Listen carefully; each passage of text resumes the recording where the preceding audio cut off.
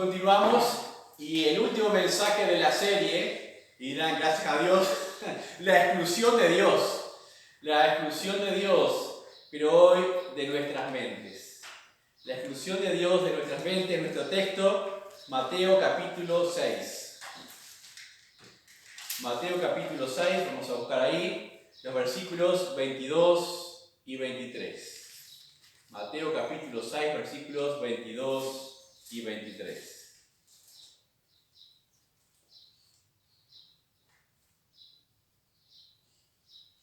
Dice así la palabra de Dios: la lámpara del cuerpo es el ojo. Así que, si tu ojo es bueno, todo tu cuerpo estará lleno de luz. Pero si tu ojo es maligno, todo tu cuerpo estará en tinieblas. Así que, si la luz que hay en ti es tinieblas, ¿cuánto no serán las mismas tinieblas? Es interesante la analogía que vamos a usar, que usa el Señor Jesucristo en este pasaje en relación al ojo. Dice, hay un ojo bueno. Sabemos que no importa lo que visualicemos o el contacto que tengamos a través de los sentidos con lo que sea, todo se procesa automáticamente sin hacer ninguna consideración en nuestros pensamientos, en nuestra razón. Todo lo analizamos, vemos lo que sea y automáticamente le asignamos un nombre. Yo veo esas maderas y digo banco, ¿no? Es un proceso automático.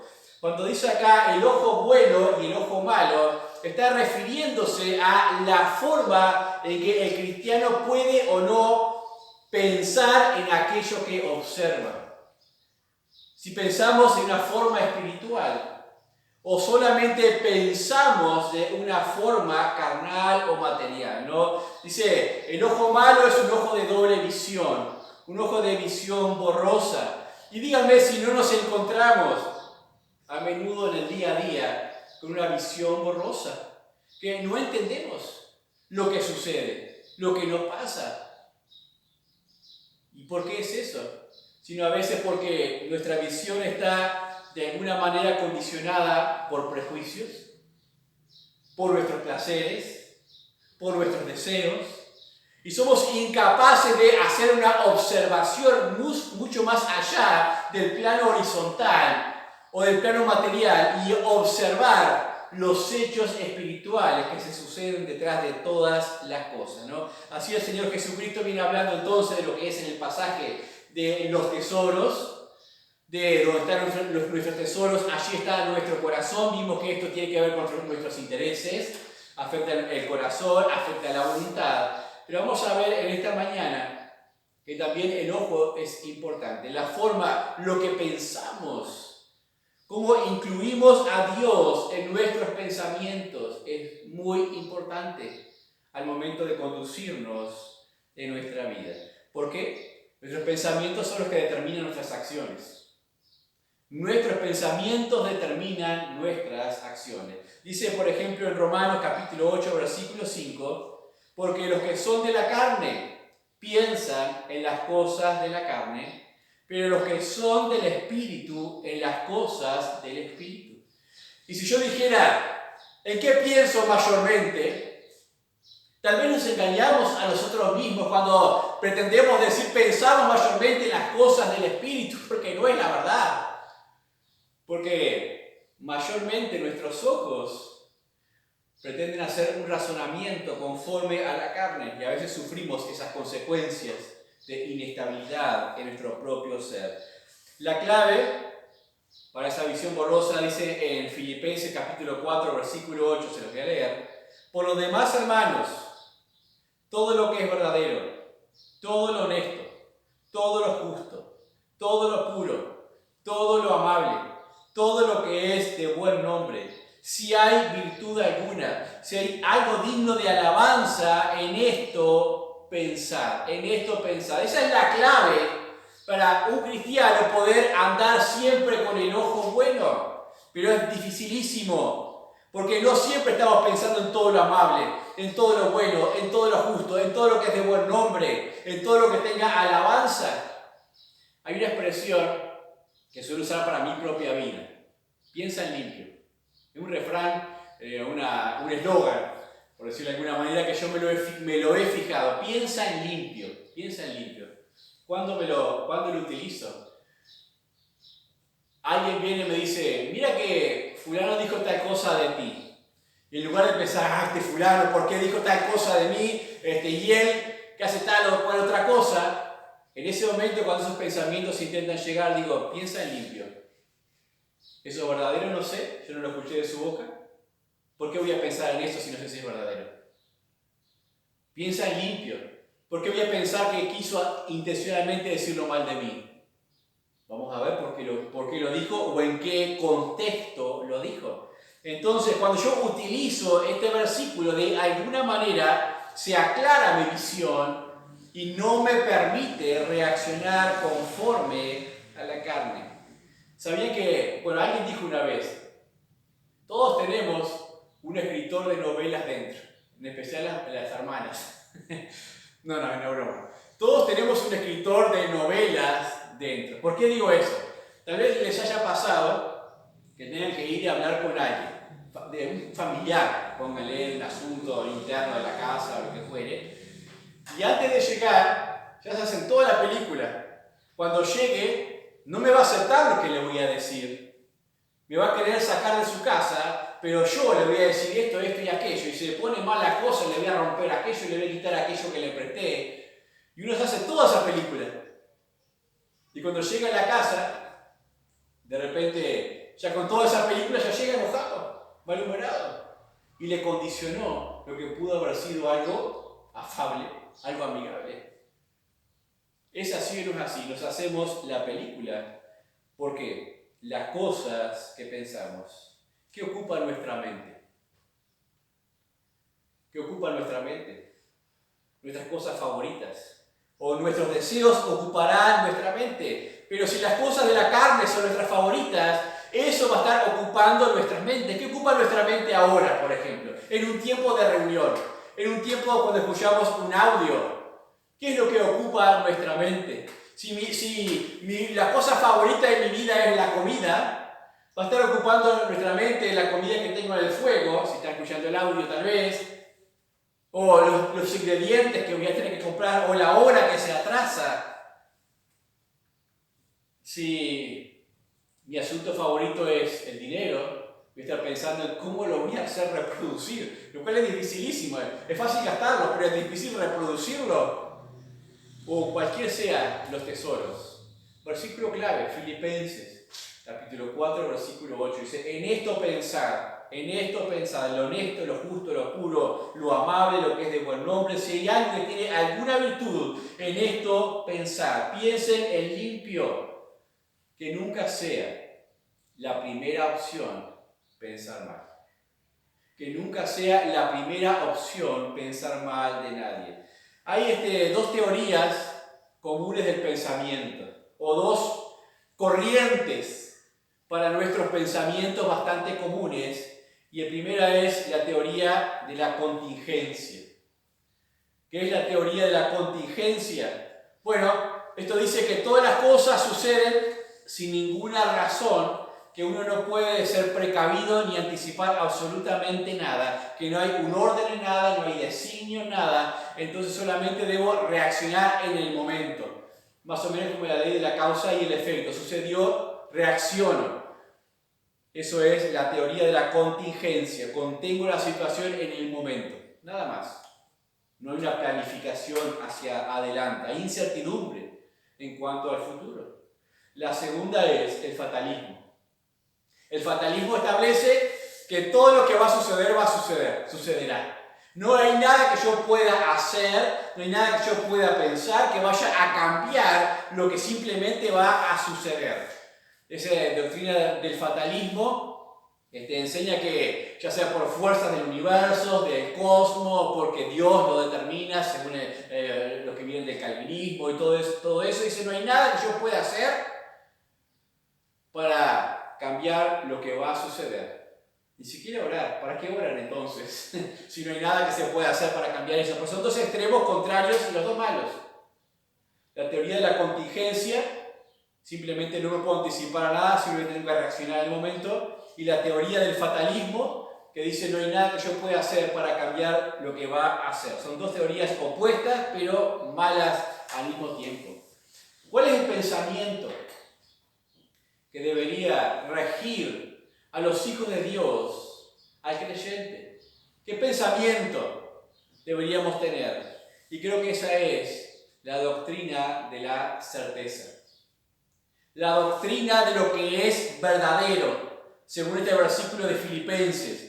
Según aquello que Dios nos llama a depositar nuestra confianza. Y lo único verdadero que tenemos es la palabra de Dios. Es lo único. Revelada en la persona también del Señor Jesucristo. Esa es la certeza. La certeza es que tenemos un Dios vivo. Esa es una certeza en la cual podemos pensar perfectamente. Podemos pensar conforme a esa certeza que Dios sabe de qué cosas tenemos necesidad. Es un pensamiento de certeza. Entonces no solamente reacciono, le busco a Él, le consulto a Él. En nuestro mismo pasaje, en el versículo 32, dice: porque los gentiles buscan todas estas cosas, pero vuestro Padre sabe que tenéis necesidad de todas estas cosas. Eso es la doctrina de la certeza. Tengo un Padre que sabe, a cual puedo acudir. A veces simplemente reaccionamos. ¡Ah! ¿Qué voy a hacer? ¡Ah! ¿Qué voy a comer? ¿Qué me voy a poner? Eso es a veces la teoría de la contingencia. Bueno, ya veré en el momento. En lugar de orar, en lugar de deleitarme en Dios, o la teoría del fatalismo, bueno, si no voy a tener que hacer es porque Dios ya lo determinó de esa manera, no puedo hacer absolutamente nada con eso. Esas teorías debemos sacarlas de nuestra mente, de nuestro entendimiento. Debemos aprender a confiar en la certeza que nos brinda la palabra de Dios. ¿Por qué? Dijimos que nuestros pensamientos son lo que determinan lo que hacemos y lo que somos. Dice Proverbios 23:7, porque cuál es el pensamiento de su corazón, tal es él. El pensamiento controla la conducta. El pensamiento controla la conducta. Y díganme, ¿es importante la conducta en los hijos de Dios? ¿Será importante? Claro que es importante. Nuestra conducta. Dice, el pensamiento, tal cual es el pensamiento de su corazón, tal es él. Tal es él. Uno puede darse cuenta de la filosofía que tiene un hombre por su conducta, por lo que hace, por lo que dice. Uno ya sabe lo que tiene en su corazón y en su pensamiento. Uno dice, ¿tiene la palabra de Dios en su corazón? No. ¿Qué es lo que tiene en su corazón? En su pensamiento. En este aspecto digo que es muy fácil excluir a Dios de nuestros pensamientos. Es muy fácil excluir a Dios de aquellas cosas que pensamos. Conocemos a la gente de nuestro círculo más cercano por su cara, ¿o no es así? A la familia. Vemos a alguien llegar ya con la cara así, con la vista hacia abajo, decimos, algo le pasó. Tiene tal preocupación. Vemos a alguien pensativo mirando al cielo y dice, le ocurre algo, está triste. O sea, conocemos a los más allegados por las expresiones de su rostro. Sabemos lo que está pensando porque lo que piensan o pensamos siempre se refleja hacia afuera. Ahora, ¿cuál es la lectura que se hace de nuestros rostros? ¿Se puede hacer una lectura de nuestros rostros? ¿Se hace acaso una lectura de paz aún en tiempo de llantos? Porque ya tiempos de llantos van a venir. ¿Se puede hacer una lectura de paz aún en tiempo de llantos? ¿Se puede hacer acaso una lectura de serenidad y mesura en tiempos de algarabía y regocijo? También el dominio propio se puede. Y esas son lecturas debemos llegar a que se procuren de cada uno de nosotros. Pero para eso tenemos que incluir a Dios en nuestros pensamientos.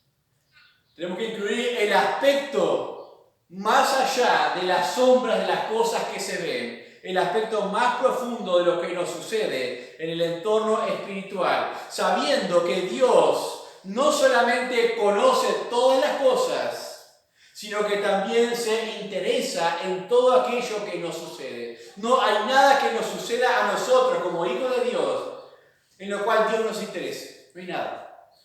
En lo bueno y en lo malo. En lo que me equivoqué y en lo que no me equivoqué. Dios se interesa. Dios se interesa y eso es certeza. Puedo constar y puedo confiar en Él. Estos domingos pasados hemos usado las tentaciones en el desierto del Señor Jesucristo para establecer esa conexión entre el corazón, los intereses de la vida, dijimos la voluntad. Ahora lo vamos a hacer en relación al pensamiento. En Mateo capítulo 4, versículos 5 al 7, que era la segunda tentación que le faltaba mirar. Mateo capítulo 4, versículos 5 al 7.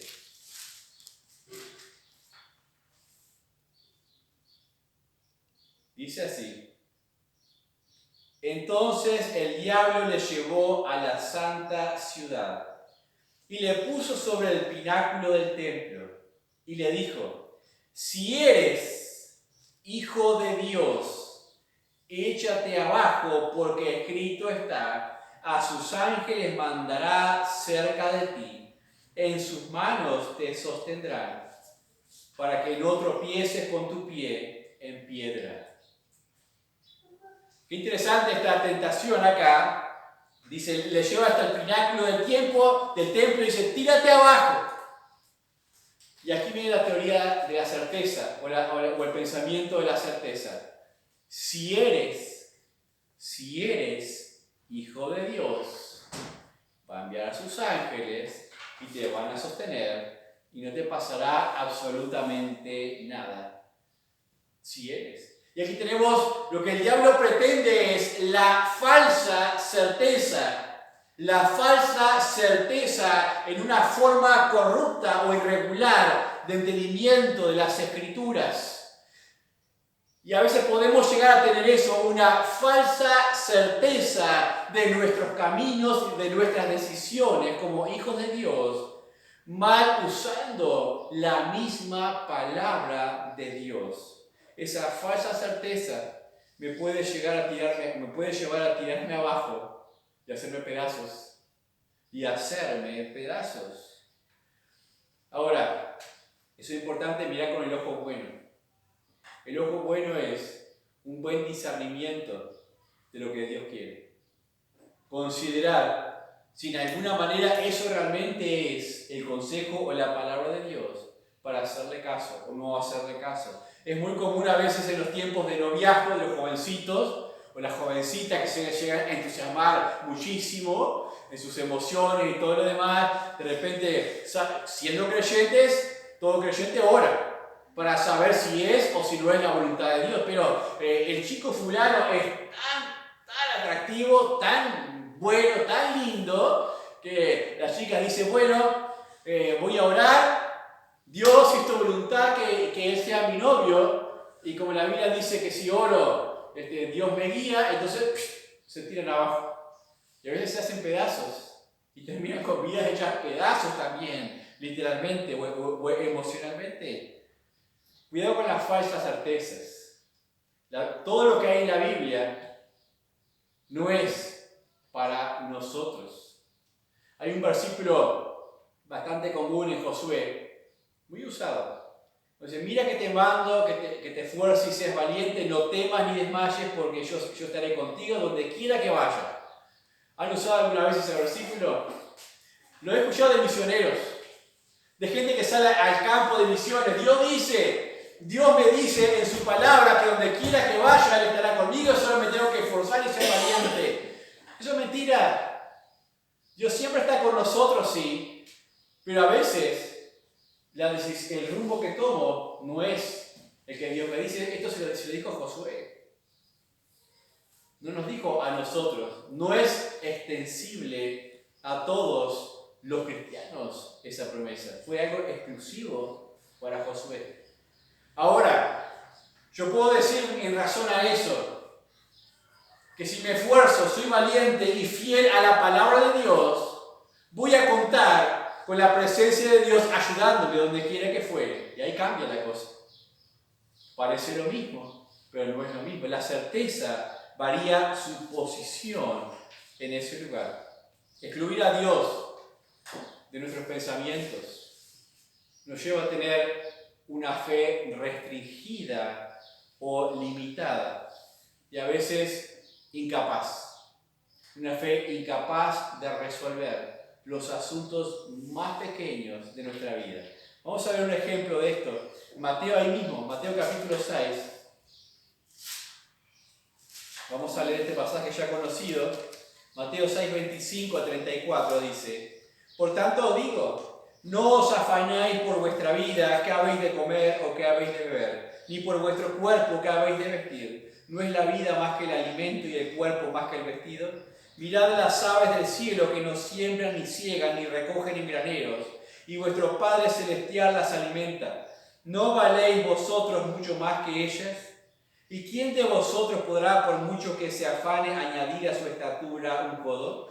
Y por el vestido, ¿por qué os afanáis? Considerad los lirios del campo como crecen, no trabajan ni hilan. Pero os digo que ni aun Salomón con toda su gloria se vistió así como uno de ellos. Y si la hierba del campo que hoy es y mañana se echa en el horno, Dios la viste así, ¿no hará mucho más a vosotros, hombres de poca fe? No os afanéis pues diciendo qué comeremos o qué beberemos o qué vestiremos. Porque los gentiles buscan todas estas cosas, pero vuestro Padre Celestial sabe que tenéis necesidad de todas estas cosas. Mas buscad primeramente el reino de Dios y su justicia, y todas estas cosas os serán añadidas. Así que no os afanéis por el día de mañana, porque el día de mañana traerá su afán. Basta a cada día su propio mal. El problema que suscitan estos tesoros terrenales o esta consideración de las cosas que nos rodean cuando las ponemos en primer lugar es justamente que opacan la razón de nuestro pensamiento, lo nublan y quedamos tan nublados que no sabemos cómo caminar sin tropezar con cosas muy básicas de nuestra vida. ¿Y saben qué? ¿Saben a qué distancia está todo lo celestial que ofrece Dios para nosotros de nuestra propia vida? ¿Saben cuánto es esa distancia? Esa distancia es tan grande o es inversamente proporcional a la capacidad de nuestra fe. ¿Por qué digo inversamente? Mayor capacidad de fe, menor la distancia. Menor capacidad de fe para ver con el ojo espiritual, mayor la distancia de aquellas cosas que Dios nos ofrece en su palabra para nosotros. Veníamos hablando de ocupar nuestra mente. Estas cosas que mencionamos tienen un poder tremendo para distraernos, para captar nuestra atención. Eso no lo podemos evitar, por eso es importante, cuando capte nuestra atención, usar el ojo bueno.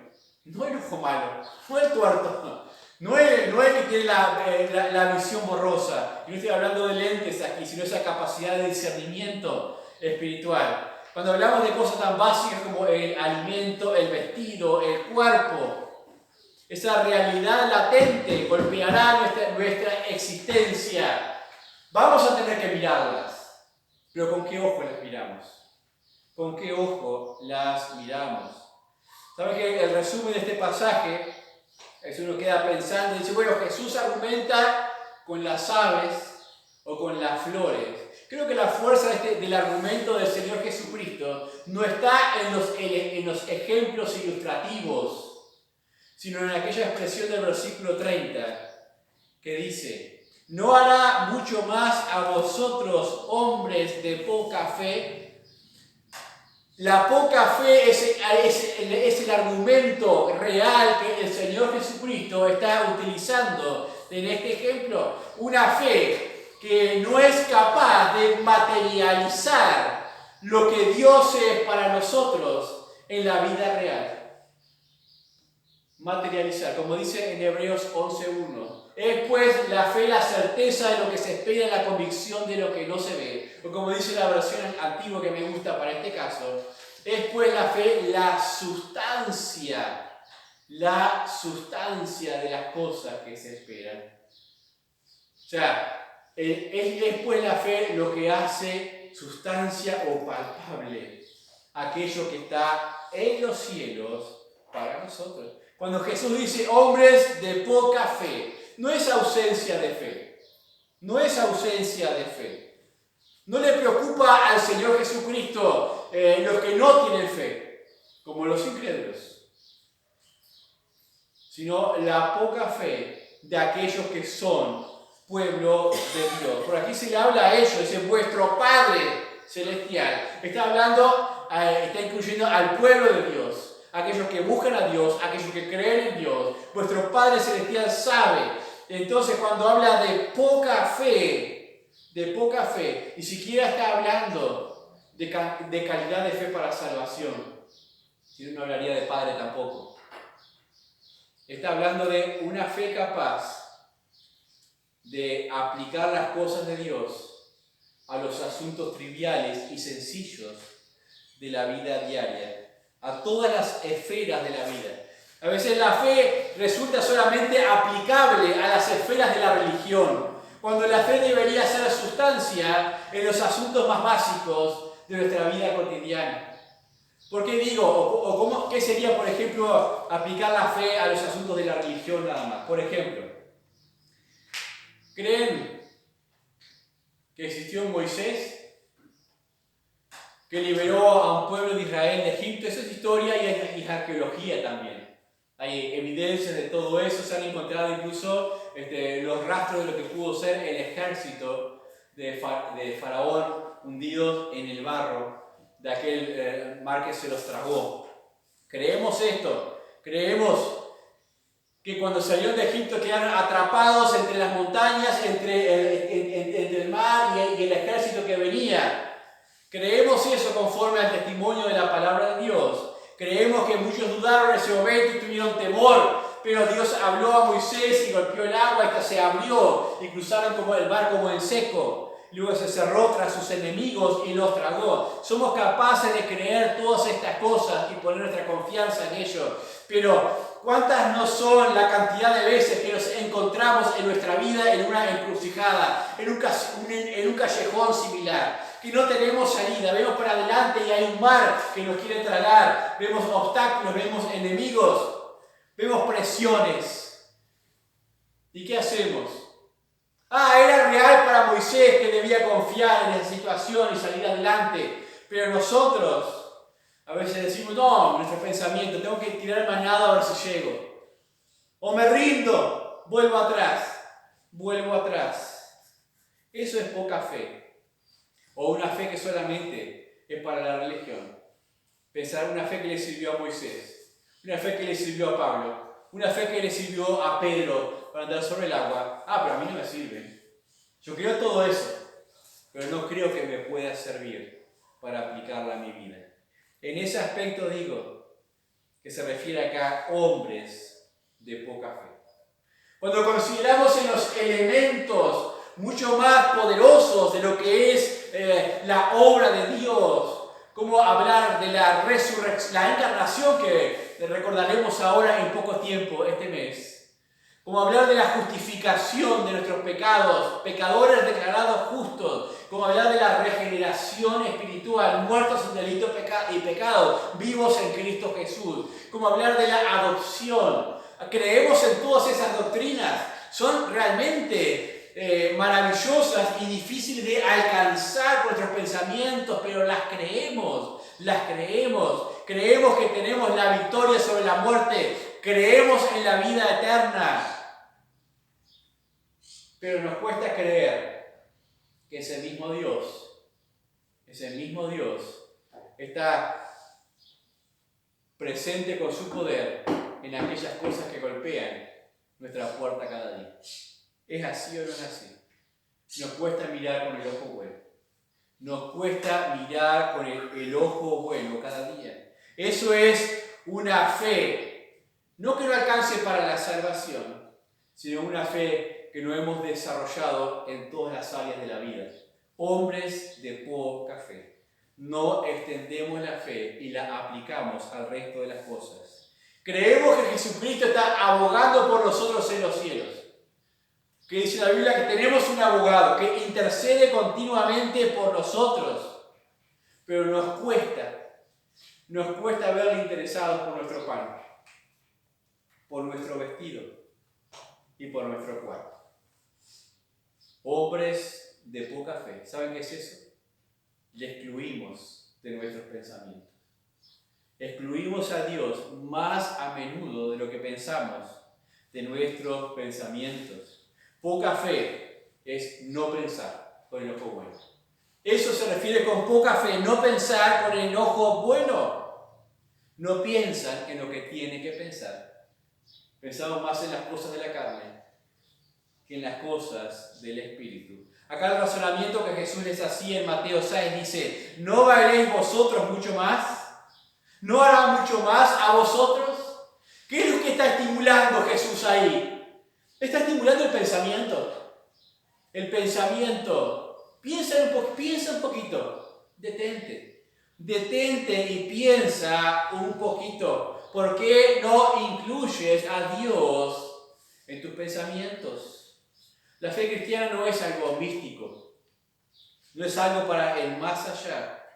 La fe cristiana es lo que nos permite poner todas las cartas sobre la mesa en nuestro día a diario y pensar conforme a Dios, conforme al propósito de Dios, conforme a las promesas de Dios, conforme a la capacidad de Dios y no nuestra propia capacidad. Eso es incluir a Dios en el pensamiento, pensar en sus promesas, pensar en lo que Él puede hacer.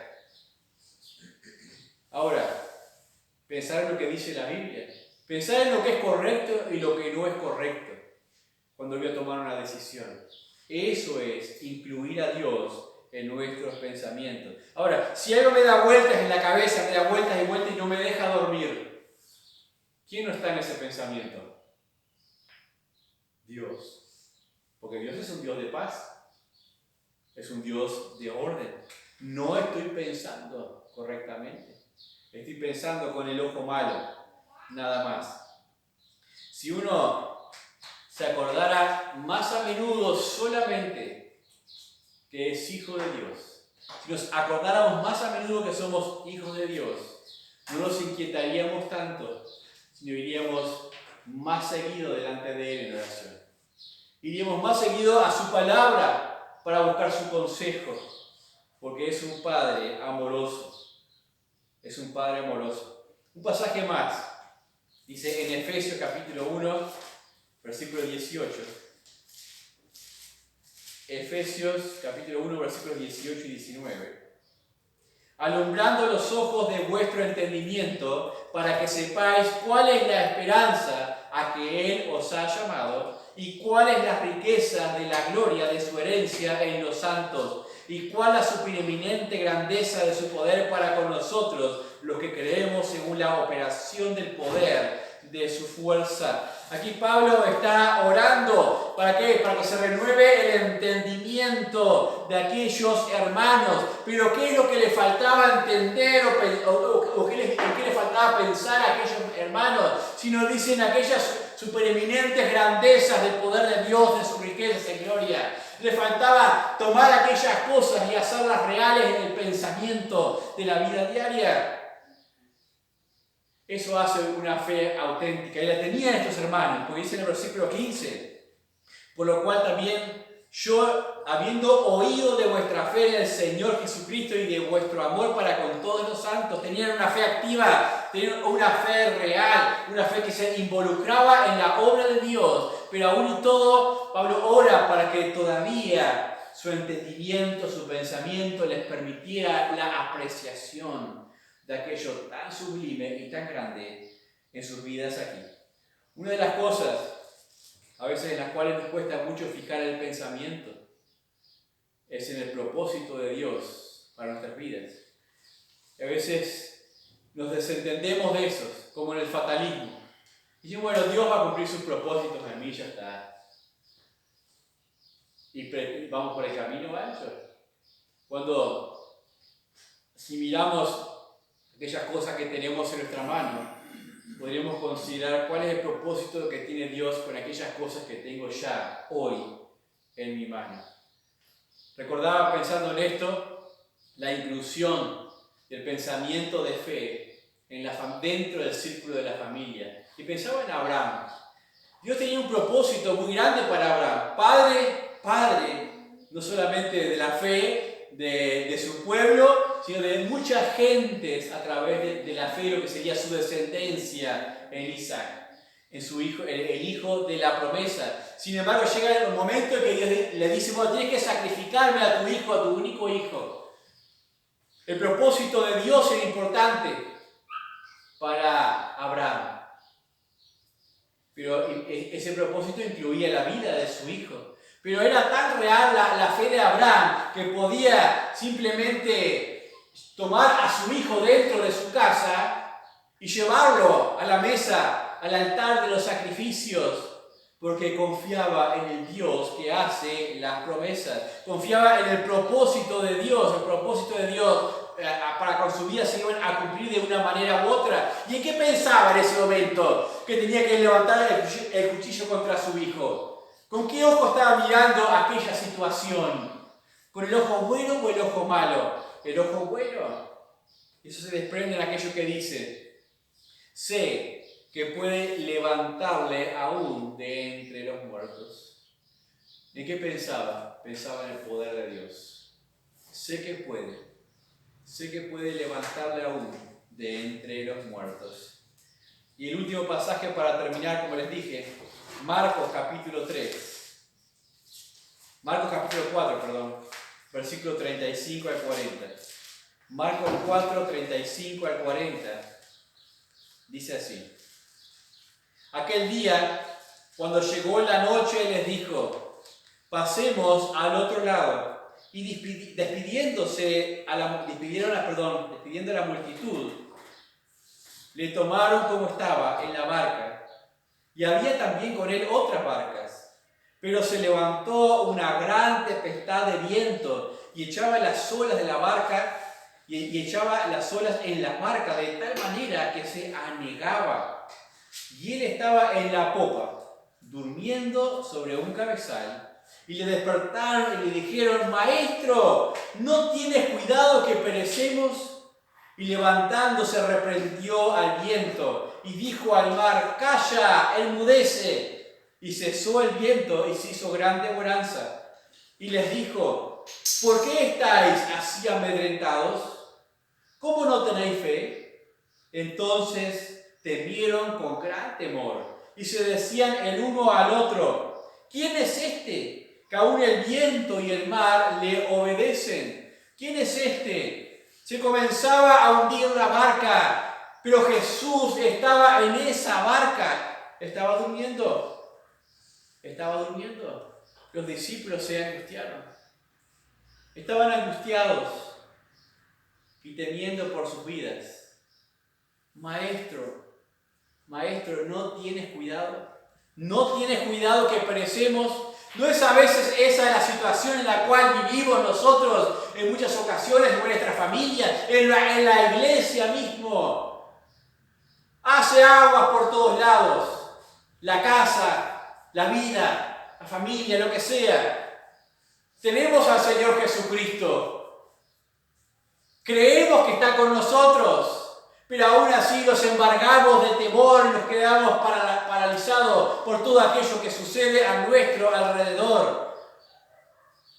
Y le miramos y decimos: Maestro, no te das cuidado de lo que está pasando, no te das cuidado que perecemos. Pero ellos no estaban incluyendo a Jesús en sus pensamientos en realidad. Solamente estaban reconociendo su necesidad de Él. Estaban reconociendo su necesidad de Él. Sabían que Él podía hacer algo, pero era más fuerte el ojo malo. Era más fuerte la visión borrosa. Era más fuerte el ruido que hacían de aquellas olas, el crujir de las maderas en el barco. Eso era mucho más fuerte. La respuesta que les da Jesús era que hemos visto hasta ahora. ¿Cómo no tenéis fe? O el mismo pasaje en Lucas dice, ¿dónde está vuestra fe? ¿Creían en Jesús? Creían en Jesús, pero no lo suficiente para aplicarlo en esa área de su vida. No lo suficiente para aplicarlo cuando la tormenta se estaba levantando sobre ellos. ¿Por qué no aplicar la fe en nuestra vida también, en aquello que nos aqueja? ¿Por qué no lo hacemos? No es suficiente decir que tenemos fe.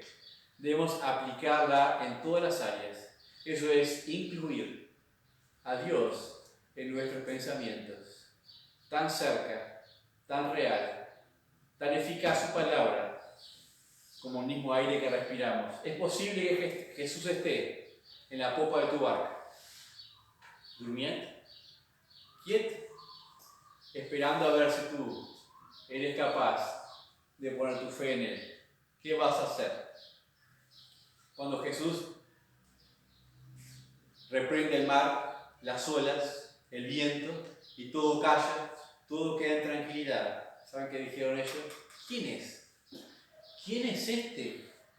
Que aún el viento y el mar le obedecen. Pero si antes habían dicho, maestro, no te da cuidado que perecemos, ¿no sabían que era el maestro? Y ahora dicen, ¿quién es este? Le miraban, pero con el ojo malo. Ahora están abriendo los ojos. Ahora estamos viendo quién es Él. Vamos a orar. Vamos a orar. Padre, en esta hora te damos gracias por tu palabra tan preciosa, tan real, tan cercana a nuestras necesidades. Así como tú, oh Dios, eres cercano a nuestra vida, a nuestros pensamientos, a nuestros corazones, más allá de que nosotros te excluyamos, oh Dios. Perdónanos por caminar a veces con ese ojo malo a tientas. Perdónanos por inundarnos de temores cuando las olas anegan nuestra barca. Padre, ayúdanos a crecer en nuestra fe. Aumenta nuestra fe, oh Dios.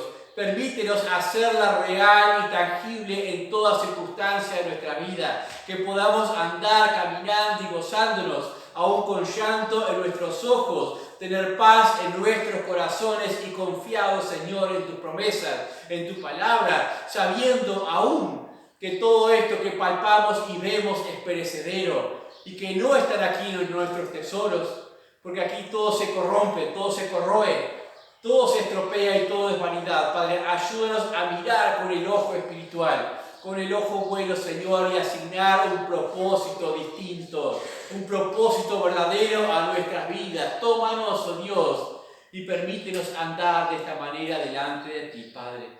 Padre, encomiendo a las familias aquí, Señor, sus necesidades. Padre, que realmente tú puedas ser el centro de sus pensamientos, que pueda ser una realidad. Como iglesia, oh Dios, te necesitamos también. Necesitamos tu poder, necesitamos tu sabiduría para saber cómo andar y conducirnos. Ayúdanos a pensar claramente. Danos sabiduría y entendimiento, Padre. Te lo pedimos en el nombre precioso del Señor Jesús. Amén. Amén.